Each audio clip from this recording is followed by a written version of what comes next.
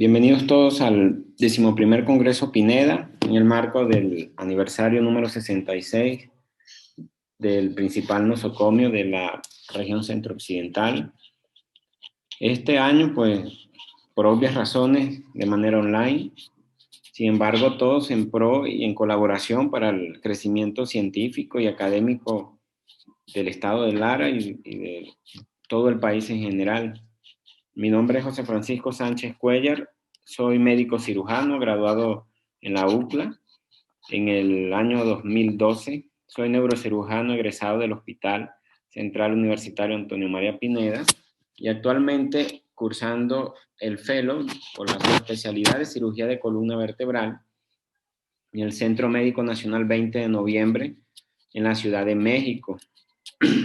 En esta ocasión vamos a hablar sobre un tema que es muy frecuente en la práctica de columna, que es la espondilodicitis, es decir, la infección del disco intervertebral y de las vértebras adyacentes. Y también de un tema que tiene un subregistro muy importante, que son los errores de nivel en la cirugía de columna vertebral. Para hacerlo de manera más dinámica, vamos a ver un caso demostrativo que ocurrió digamos que lo atendimos en nuestra institución recientemente. Se trata de un paciente masculino de 63 años, natural y procedente del estado de Guerrero, maestro jubilado, licenciado de dominancia diestra, casado, sin antecedentes heredofamiliares o psicobiológicos pertinentes. Como antecedente patológico, en junio de este año le diagnosticaron espondilodicitis del nivel T12L1. Sin embargo, esta espondilodicitis fue intervenida de manera errónea, ya que se le tomó una muestra para biopsia y cultivo 3 niveles arriba, es decir, fue en el segmento T9-T10.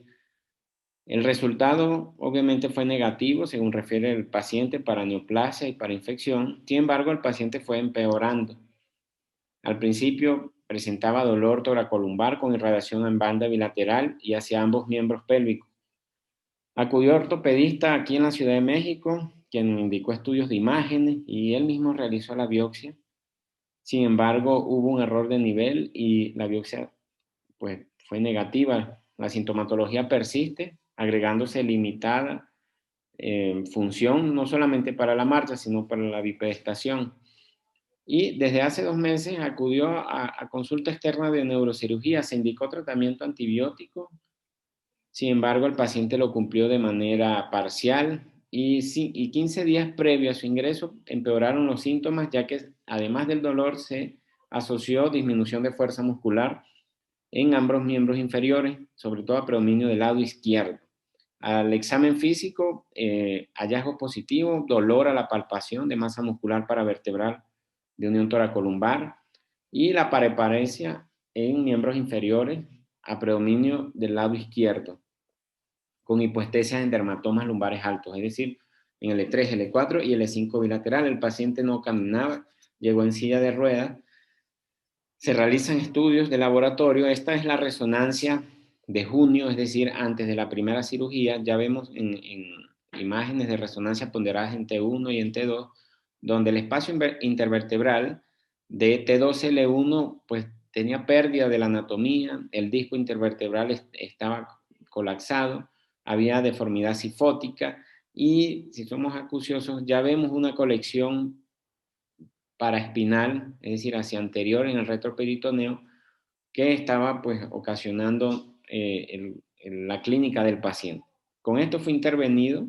Sin embargo, hubo un error en el nivel de intervención, que ya lo vamos a ver posteriormente. ¿Qué hacer en estos casos? Esta es la imagen que llega ya recientemente en octubre, una tomografía donde había empeorado la infección, había erosión de los emplates, es decir, el emplate superior e inferior, la colección paraespinal estaba de mayor tamaño, inclusive había un componente intraespinal epidural. Y esta es la resonancia de 3 meses después, es decir, también en octubre, el 24 de octubre, donde vemos el absceso fluente paraespinal, ya había disrupción vertebral, la deformidad cifótica había empeorado, había un empyema epidural y la infección, es decir, la colección de pus, se había extendido hacia el psoas del lado izquierdo, inclusive hasta la región pélvica, como lo vemos acá en la resonancia. Con esta resonancia el paciente se le diagnostica un síndrome de destrucción vertebral secundario a espondilodicitis piógena de T2L1 y un absceso del músculo psoas bilateral con extensión a pelvis bilateral. Es llevado a mesa operatoria el día 29 de octubre, donde se realiza la minectomía descompresiva de T2L1 y se hace un drenaje parcial del espacio intervertebral, es decir, de la espondilodicitis piógena. Aquí vamos a ver cómo se lleva a cabo la aspiración, la punción aspiración del espacio intervertebral, obteniendo en ese momento hasta 100 mililitros de pus fluido, fétido, que ocupaba el espacio intervertebral. Posteriormente, el paciente, pues se le toman muestras de cultivo y de biopsia. El cultivo dio como resultado un Staphylococcus aureus sensible a clorfenicol, gentamicina, dicloxacilina y resistente a penicilina y ciprofloxacino. De igual forma, en ese mismo tiempo se hizo un cultivo de orina, el cual también reportó positivo para Staphylococcus aureus. De tal manera que con este resultado y este diagnóstico al paciente se inicia antibioticoterapia a base de vancomicina, meropenem y dicloxacilina. En un segundo tiempo, el paciente fue intervenido por cirugía general, quien hace un drenaje del absceso en psoas, logrando obtener 500 mililitros de pus. Ya con esto, con el abordaje o el manejo multidisciplinario, se hizo lo que fue el drenaje del absceso, no solamente intervertebral, sino también del retroperitoneo. El paciente ya a la semana del posoperatorio, aquí en este momento, él ya tenía mejoría del dolor axial, mejoría de la fuerza muscular, de la paraparesia, y pues es egresado con tratamiento ambulatorio a base de antibióticos y estudios semanales de marcadores infecciosos, PCR, BCG, y posteriormente en un segundo momento hacer una instrumentación de la columna toracolumbar. Ahora bien, la espondilodicitis piógena, sabemos que la espondilodicitis puede ser bacteriana, puede ser parasitaria, puede ser micótica, inclusive hay espondilodicitis no piógena de tipo tuberculosa. Pero en este momento vamos a hablar sobre espondilodicitis piógena. Para que sea espondilodicitis piógena tiene que cumplir 3 criterios. El primero, pues tiene que haber clínica, tiene que haber dolor, déficit neurológico, puede haber trastornos urinarios, trastornos de esfínteres, trastornos sensitivos. Tiene que haber la evidencia radiológica, bien sea en rayos X, tomografía o resonancia, y lo ideal es tener la presencia del microorganismo en una secreción tomada directamente del disco intervertebral, o se dice también que puede ser de hemocultivo. La incidencia varía dependiendo de las series, de 0 a 2.4 por cada 100.000 habitantes año. La edad promedio es de la quinta a sexta década de la vida, es más frecuente en hombres. Se diagnostica una infección previa o sincrónica en 1/3 de los casos. En la mayoría de los casos no se logra detectar el origen de la infección. En este paciente, pues el origen fue urinario, es decir, tenía una infección sincrónica de las vías urinarias. Y el foco infeccioso es variable, puede ser de piel, del aparato genitourinario, infección contigua, sobre todo en posoperatorias, infecciones pulmonares, dentales y, como les había comentado, desconocido en la mayoría de los pacientes. La patogenia puede ser por vía hematógena, diseminación contigua, inoculización directa. Y el lugar más frecuente de infección es en la columna lumbar con un 45 a 58% de los casos, seguido de la columna torácica y en menor proporción la columna cervical con un 3 a 20% de los casos. Los factores de riesgo son variables, pueden desde infección remota hasta antecedente de instrumentación o trauma raquídeo, uso de drogas intravenosas, inclusive hay factores de riesgo que se asocian con gérmenes específicos. El uso de drogas intravenosas con los gérmenes gram negativos, pacientes inmunosuprimidos, pacientes con administración de esteroides de larga data, pacientes con artritis reumatoide, por ejemplo, edad avanzada, pacientes con diabetes mellitus, trasplante de órganos, malnutrición y cáncer. Los gérmenes más frecuentes en todas las series encontrados son los gram positivos y de estos el Staphylococcus aureus, seguido por los Streptococcus, seguido a su vez por los gram negativos, las enterobacterias y en última proporción las bacterias menos frecuentes como el Propionibacterium acnes. El diagnóstico puede ser clínico, como lo habíamos mencionado, con paciente con dolor lumbar, con fiebre, con déficit neurológico. Ya esa triada lo hace muy sospechoso de tener una espondilodicitis. Sin embargo, la fiebre no aparece en casi todos los pacientes. Los exámenes de laboratorio van desde una biometría hemática con un aumento de glóbulos blancos, PCR y BCG, que son de los dos, el marcador de mayor sensibilidad es la PCR. Hay que hacer examen general de orina, rayos X de tórax, urocultivo, hemocultivo. El hemocultivo no es tan sensible, solamente es positivo en 1/3 de los pacientes. Sin embargo, está dentro del protocolo de estudio del paciente con espondilodicitis. En cuanto a las imágenes, lo más simple es una rayos X de columna pues de la región afectada. ¿Qué vamos a ver acá? Pues signos indirectos de espondilodicitis, como es erosión de las plataformas, de los emplay, aumento del espacio intervertebral, puede haber alteraciones del balance sagital. Casi siempre involucra elementos anteriores, muy raras veces involucra elementos posteriores. En cuanto a la tomografía, es mucho más sensible y específico. Además de lo anteriormente mencionado, podemos ver alteraciones de las partes blandas, es decir, abscesos paraespinales, intraespinales, epidurales, y de igual forma, pues nos ayuda para la planificación quirúrgica. Pero el gol estándar para la espondilodicitis es la resonancia magnética, que debe ser contrastada y debe ser ponderada no solamente en T1, en T2, sino también en STIR.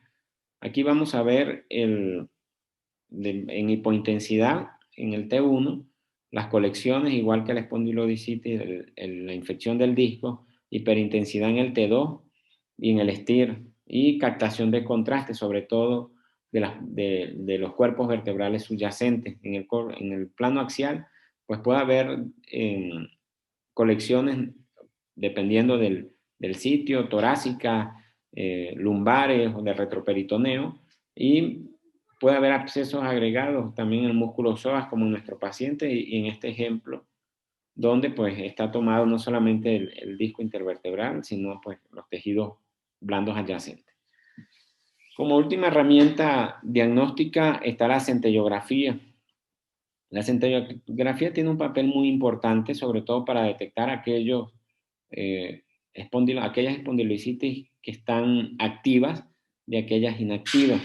También nos sirve de parámetro de seguimiento y también muchos autores pues la toman en cuenta para diferenciar las espondilodicitis de enfermedades degenerativas con por supuesto, la enfermedad infecciosa. Entonces la centellografía puede ser hecha marcada, es decir, con glóbulos blancos marcados, puede ser con citrato de galio o puede ser con antibióticos marcados. El más utilizado es la ciprofloxacina marcada.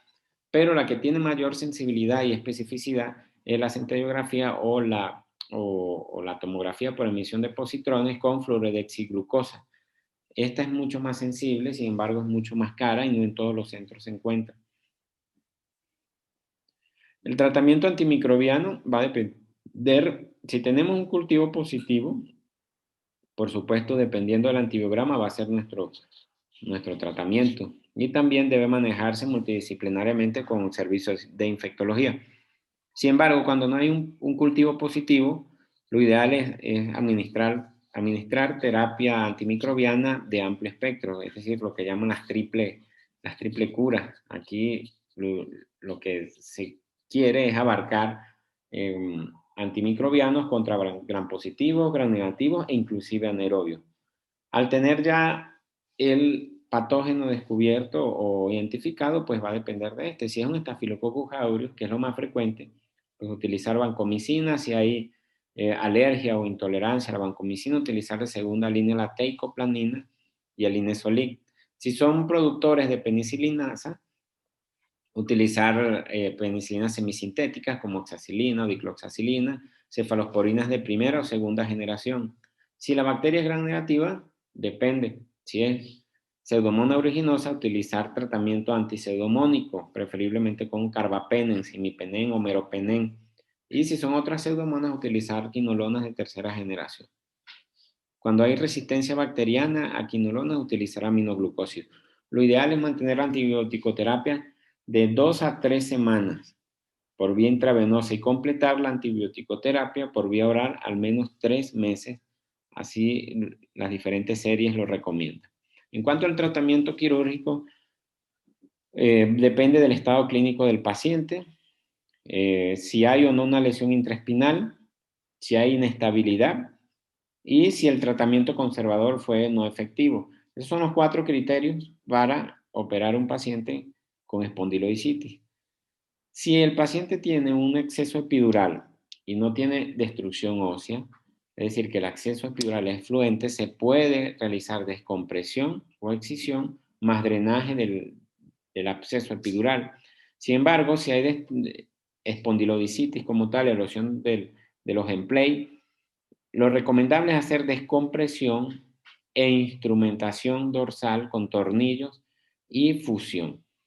Esto es un tema muy controvertido, ya que muchos autores y cirujanos en la práctica diaria evitan instrumentar pacientes con infecciones, es decir, con una infección activa. Sin embargo, si el paciente tiene inestabilidad, la inestabilidad le va a dar clínica, es decir, que lo ideal es instrumentar. Paciente con espondilocitis y ya destrucción ósea total de las vértebras adyacentes, hay que hacer corpectomía, realizar una descompresión anterior o anterolateral, es decir, un abordaje anterior y una instrumentación dorsal, es decir, un abordaje 360. Con esto se logra estabilizar, se logra drenar, se logra tomar muestras para cultivo y completar el tratamiento con antibioterapia intravenosa. Últimamente está muy en boga lo que es la cirugía mínimamente invasiva para el tratamiento de la espondilodicitis piógena. ¿En qué consiste? Pues utilizar, en vez de utilizar abordajes abiertos, utilizar instrumentación por vía percutánea y en un segundo tiempo realizar la fusión intervertebral, bien sea con caja o bien sea con corpectomía más esta. Ahora bien, ¿por qué ocurren los errores médicos en cirugía de columna? En este paciente, pues, vimos que la toma de muestra del cultivo fue tomada en un nivel inadecuado. Por eso vamos a tocar el siguiente tema. Hay un concepto que en inglés se maneja, que es el wrong site surgery, que quiere decir cirugía en el lugar incorrecto y que está, digamos, bien establecido, bien definido, y no es más que la cirugía realizada, bien sea en la persona equivocada, en el órgano o miembro equivocado, en el lado equivocado, e importantemente toma como punto en su definición el nivel vertebral incorrecto y que puede abarcar procedimientos invasivos, bloqueos regionales, procedimientos dermatológicos, obstétricos, dentales, junto con los procedimientos quirúrgicos de emergencias no realizados dentro de quirófano. La prevalencia va desde 0.09 a 4.5 por cada 100.000 intervenciones. Es digamos, una entidad infrecuente y más infrecuentemente es la estadística para cirugía en el paciente equivocado, que va desde 0.9 de este universo de 4.5 por cada 10.000 habitantes, apenas 0.9 a 1.86% se hacen cirugías en el paciente equivocado. En esta serie de Neil en el 2011, solo 2 pacientes llegaron a quirófano, en el cual hubo confusión en cuanto a la cirugía. Ahora bien, ¿cuáles son los factores de riesgo?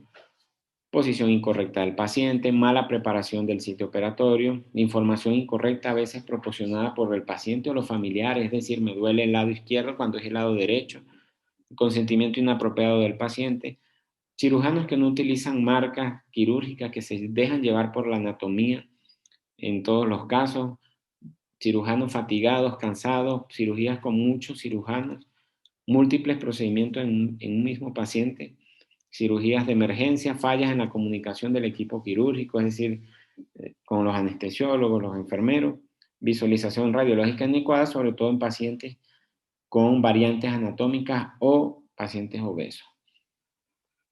En cuanto a la cirugía en el lugar incorrecto, pero en cirugía espinal, la prevalencia real es desconocida, ya que hay un subregistro muy importante, pero se dice que hasta un 15% de las cirugías espinales puede haber error en el sitio de la cirugía. 84% de los casos, digamos, registrados en un periodo de 10 años, requirió indemnización, es decir, en comparación con 30% de los procedimientos de otras cirugías, bien sea de ginecológica o de cirugía general, siempre se recrimina más al cirujano de columna. El 99% de los casos, de una serie de 69 casos, fueron objeto de juicio. 54%, es decir, la mitad, necesitó de indemnización extrajudicial que iba desde $62,000 hasta $1.500.000. De aquí, pues, la relevancia de tratar este tema. En la mayoría de los casos ocurre en la columna lumbar, ya que es la más frecuentemente operada, seguida de la cervical y en última instancia la torácica. Y los procedimientos donde más se equivocan los ortopedistas o neurocirujanos son la disectomía estándar, las microdisectomías, la fusión intervertebral posterior y posterolateral, la laminectomía y en muy pocos casos disectomías endoscópicas.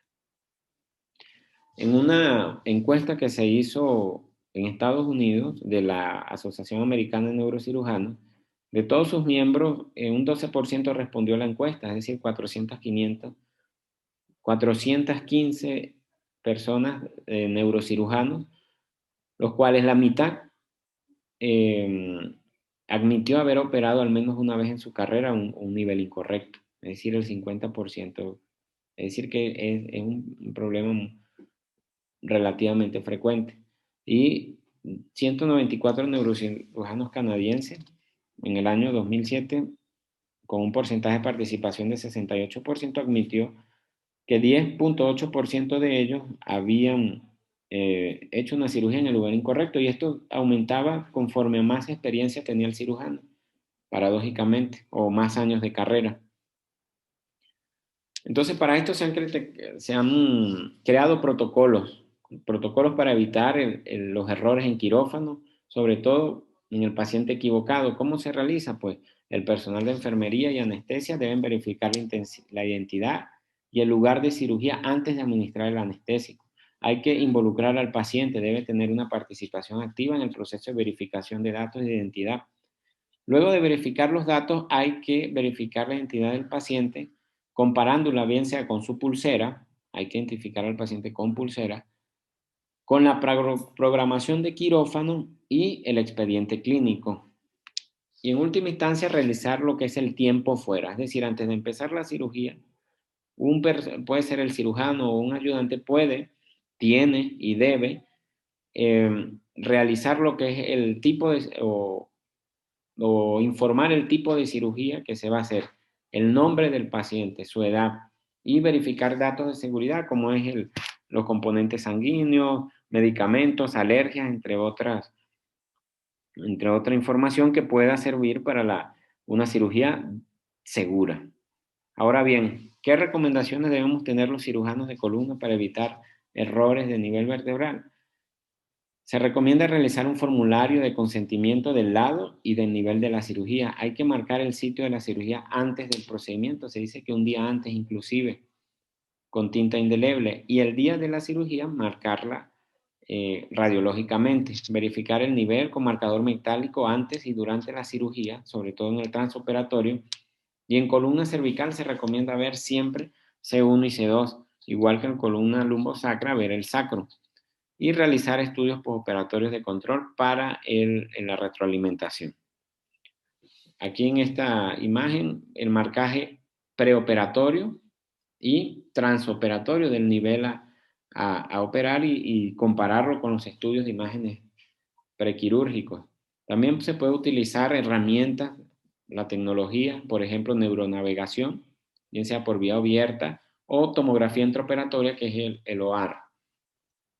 Por último, se puede hacer marcaje preoperatorio sobre todo en pacientes con patología tumoral o degenerativa, que van a ser llevados a resonancia magnética, utilizar herramientas como cápsulas de aceite de hígado de bacalao antes de la cirugía, hacer la resonancia y de esta manera obtener el marcaje tanto eh, en la línea media como para mediana, de tal manera de hacer las incisiones de manera mucho más específica, es mucho más localizadas.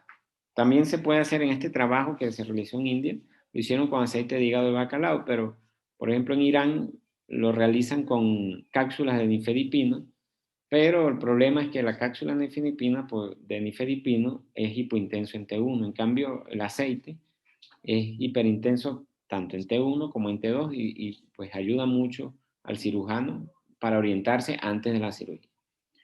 De tal manera que estos dos temas se enrolaron o se engranaron en un solo tema por el paciente que acudió a nuestro servicio y por lo cual hubo la necesidad de profundizar un poco en estas patologías y en esta entidad de errores frecuentes. Y además porque son relativamente frecuentes y debemos hacer una introspección y evitar en lo posible caer en estos errores ya por las consecuencias no solamente para el paciente, sino también desde el punto de vista de litigios laborales, litigios de problemas médico-legales e indemnizaciones, inclusive problemas para el cirujano de índole penal. Entonces, espero les haya servido de algo. Para preguntas, pues están mis identificaciones o por las redes sociales o a través de la página del Congreso. Contento de que me hayan invitado y ser parte de las ponencias de este año. Espero poder visitarlos el año que viene, ya fuera de pandemia. Y pues sin más nada que agregar, me despido. Gracias a todos, saludos y nos vemos pronto.